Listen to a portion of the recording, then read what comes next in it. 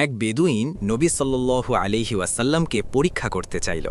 একদিন এক বেদুইন তার কাপড়ের আস্তিনের ভিতরে কিছু লুকিয়ে রসূলুল্লাহ সাল্লাল্লাহু আলাইহি ওয়াসাল্লামের কাছে এসে বলল, হে মোহাম্মদ, আপনি যদি বলতে পারেন আমার আস্তিনের ভিতরে কি আছে, তাহলে আমি ঈমান আনব।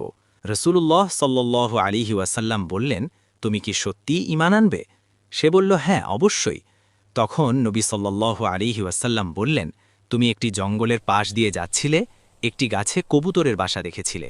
সেখানে দুটি বাচ্চা ছিল, তুমি বাচ্চাগুলো ধরেছিলে, আর তাদের মা কবুতরটি তোমার উপর ঝাঁপিয়ে পড়লে তাকেও ধরে ফেলেছিলে। এই মুহূর্তে সেই কবুতর আর তার দুই বাচ্চা তোমার আস্তিনের ভেতরেই আছে। এ কথা শুনে বেদুইন বিস্মিত হয়ে গেল।